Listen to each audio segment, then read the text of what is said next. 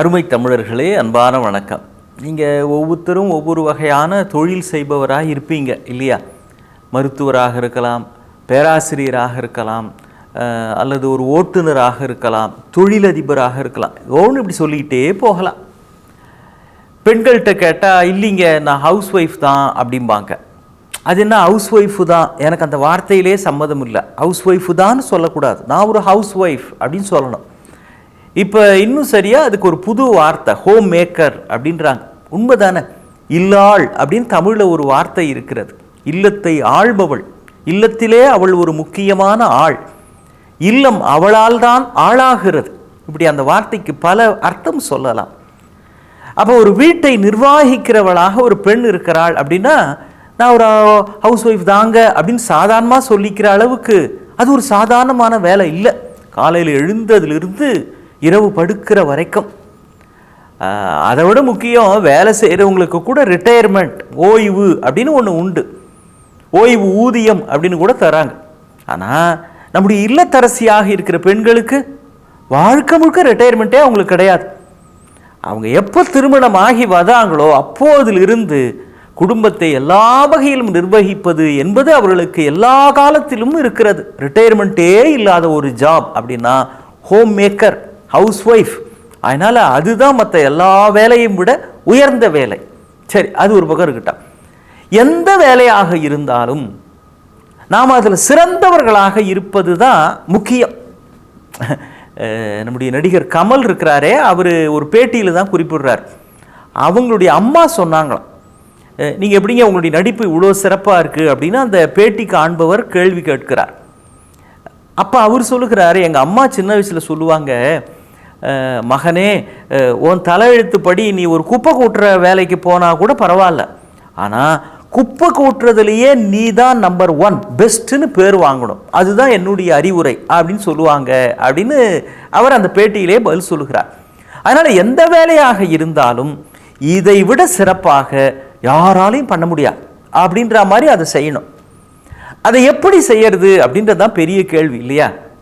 ஏன்னா நிறுவனங்களில் வேலை செய்கிறவங்களுக்கெல்லாம் ஆண்டுதோறும் இன்க்ரிமெண்ட், ப்ரமோஷன் இதெல்லாம் போடுவாங்க. இவருக்கு இவ்வளவு போடலாம், இவருக்கு இவ்வளவு போடலாம் அப்படின்றத எதை வச்சு முடிவு பண்ணுவாங்க அப்படின்னா, த ப்ரொஃபஷனலி மேனேஜ்டு கம்பெனிஸ் கன்சர்ன்ஸ்லாம் ஹெச்ஆர் அப்படின்னே தனியாக ஒரு டிபார்ட்மெண்ட் இருக்கும்.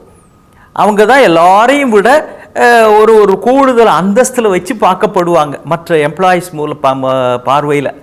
ஏன்னா அவங்க தான் இந்த விஷயத்தெல்லாம் முடிவு பண்ணுறவங்க. ஹெச்ஆர் ரேட்டிங் அப்படின்றது தான் ஸ்பெஷல். எம்ப்ளாயினுடைய பர்ஃபார்மன்ஸை அவங்க தான் அப்ரைஸ் பண்ணுவாங்க. அந்த அப்ரைசலில் கிடைக்கிற ரேட்டிங்கை வச்சு தான் உங்களுடைய ப்ரமோஷன், இன்க்ரிமெண்ட்டு எல்லாம் முடிவாகும்.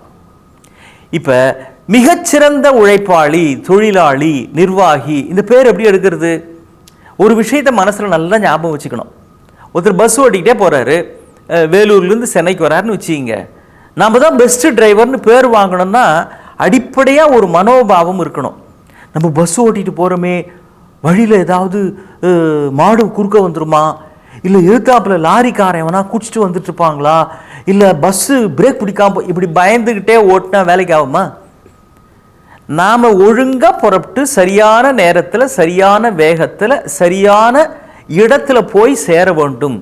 சென்னையில் சரியான இடத்தில் சேர வேண்டும், புறப்படுகிற நேரம் சரியாக இருக்க வேண்டும் அப்படின்னு தான் செய்கிற ஒரு பெரிய காரியத்தை சின்ன சின்ன காரியங்களாக பிரித்து கொண்டு அது ஒவ்வொன்றையும் சிறப்பாக செய்தால் மொத்தமாக சிறந்த காரியம் ஆகிவிடும்.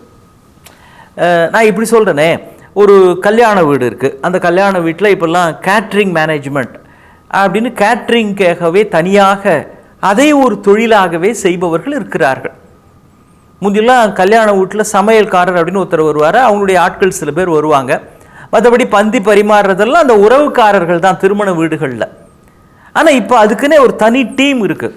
அவங்ககிட்ட இவ்வளோ பட்ஜெட் அப்படின்னு அவங்க சொல்லத்தை கொடுத்துட்டிங்கன்னா, என்னென்ன காய்கறி வரணும், எத்தனை மணிக்கு என்னென்ன, எப்பப்போ ஜூஸ் கொடுக்கணும், எப்பப்போ ரிலாக்ஸ் காஃபி கொடுக்கணும், அவங்களே அதற்கான யூனிஃபார்ம்லாம் போட்டுக்கிட்டு வந்து பெண்கள் அங்கேயும் இங்கேயும் நடமாடி வந்தவங்களை வரவேற்று வணக்கம் சொல்லி சந்தனம் தெளிக்கிறதுலேருந்து கடைசியில் நினைவு பரிசு, அன்பு பரிசு, வழிப்பரிசுன்றாங்க, அதை கொடுத்து அனுப்புகிற வரைக்கும் எல்லாத்தையும் அவங்களே பார்த்துக்கிறாங்க.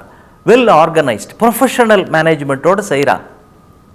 இப்போ அந்த கேட்ரிங் ஏஜென்ட்டாக இருக்கிறவர் 1000 பேருக்கு சமைக்கணும்னு வச்சுக்கிங்க, எல்லாரும் நம்ம சமையலை பாராட்டணுமே அப்படின்னு நினச்சா ஒரு நாள் நடக்காது. ஏன் தெரியுங்களா? எல்லாருக்கும் பிடிச்ச சமையல் அப்படின்னு இந்த உலகத்தில் ஒன்று இல்லவே இல்லை. சில பேருக்கு சாம்பார் பிடிக்கும், சில பேருக்கு குழம்பு பிடிக்கும், சில பேருக்கு பொரியல் பிடிக்கும், சில பேர் இதை பற்றிலாம் கவலையப்படுறதில்ல. இடம் கிடைச்சா இடம் பிடிச்சா போதும் அப்படின்ற ஒரு ஞான தெளிவில் வந்து உக்காந்துருவாங்க. இன்னும் சில பேர் இப்போ முந்திலாம் கல்யாணத்தில் சாப்பாடை வாங்க அப்படின்னு கூப்பிட்டா தான் சாப்பிட போவாங்க. இப்போ அதெல்லாம் கிடையாது. மொய்க்கு அவர் கொடுத்த கையோட அப்படியே பாஞ்சிடுறாங்க டைனிங் ஹாலுக்கு. எதுக்கு பொண்ணை பெற்றவங்க மாப்பிள்ளை, அவங்களுக்கு 1000 வேலை இருக்கும், நம்மளை வந்து கூப்பிடணும்னு எதுக்காக நம்ம எதிர்பார்க்கணும், நம்மளே போயிடுவோம் அப்படின்னு ஒரு எளிமையான மனோபாவத்தோட போய் உட்காந்துடுறாங்க. அங்கே போனால் அங்கே நமக்கு முந்தையே ஒரு 1000 பேர் ஃபர்ஸ்ட் பேட்ச் சார் அப்படின்றாங்க. அவங்க அங்கே உட்காந்துருக்குறாங்க. நம்ம ஆளுங்களும் சும்மா இருக்காதுல, அவங்க பின்னால் நின்று இடம் ரிசர்வ் பண்ணுறாங்க. சாப்பிட்டுக்கிட்டே இருக்கிறப்போ தோ செல் ஐயா சாப்பிட்றாங்க, தோ சாம்பார் சாதம் வந்துட்டாங்க, தோ அவர் மானஸ்தன் தயிர் சாதம்லாம் சாப்பிட மாட்டார் அப்படின்னு நான் சாப்பிட்றப்ப பின்னால் ஒருத்தர் இருந்து ரன்னிங் கமெண்ட்ரி கொடுக்குறாரு. அப்படிலாம் இப்போ வளர்ந்துட்டாங்க. இப்போ பாருங்கள், அந்த பரிமாறுறவர் ரசம் நல்லா இருக்குமா, காரம் சுவையாக இருக்குமா, உப்பு கூட இருக்குமா, இன்னும் பயந்து பயந்து சமைச்சா போதாது. என்னுடைய சமையல் சிறப்பாக இருப்பதற்கு எது நான் செய்ய வேண்டுமோ அதை செய்வேன்னு தீர்மானித்து செஞ்சால் போதும்.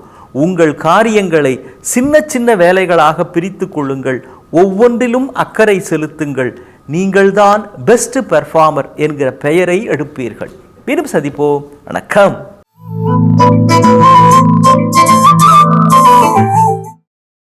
இன்னும் பல வீடியோக்களை காண சன் லைஃப் சேனலை சப்ஸ்கிரைப் பண்ணுங்க.